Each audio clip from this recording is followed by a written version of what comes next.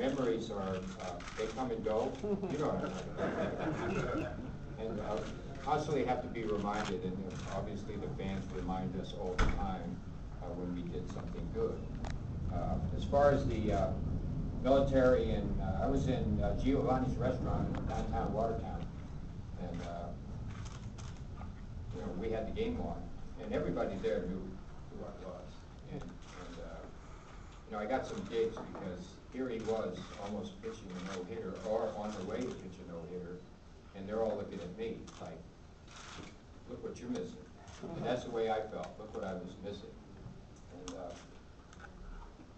I was kind of mad. I was kind of mad that I might be missing a great thing, you know, and it could be the only, didn't know at that time, but it could be the only no-hitter the Mets have ever thrown.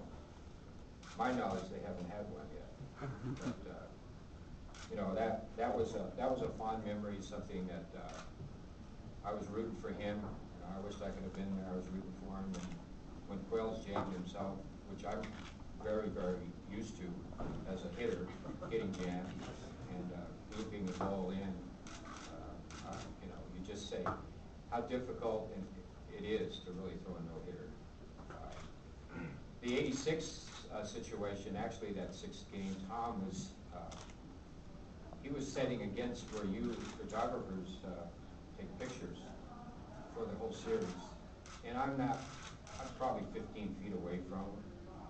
So, you know, we're looking at each other as situations went. And, I recollect in that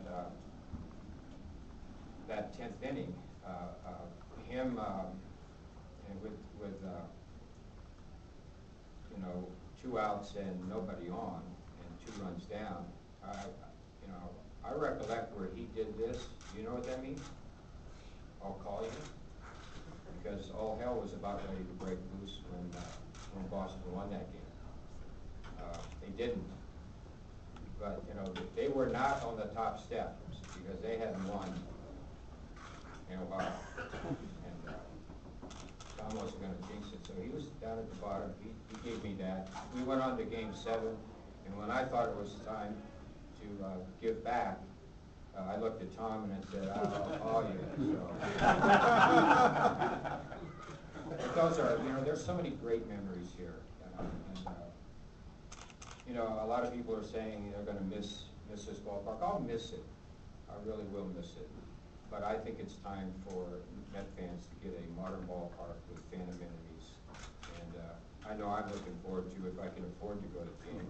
I'm looking forward to being there, and I anticipate that the 69 Mets, I think the greatest thing that ever happened to this organization has to be the 69 Mets.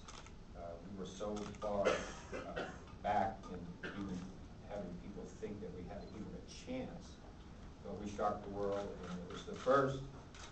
I'm still making a living off of 69. If it was only 86, I'd be broke now because I didn't get a hit in that series. But what memories? And you know, we relive them every day. The fans. I live on Long Island still. I've been here since 1969 out in Suffolk County, and they remind me every day. You know, the Pete Rose thing comes up every day. You know, it's not bad for when you lose a fight that people remember it. I really appreciate being invited here. You know, here's Hall of Famers up here. It's like when I made the '71 All-Star team, and they had to put Aaron in left field because Clemente was there. And I remember somebody saying to me as we were being introduced, and I was hitting. That's in American League. So I was hitting 9th, and a couple of players behind me said I had a lot of guts going out there with those guys because you can count Hall of Famers out there. And my answer to them was, they can't play shortstop.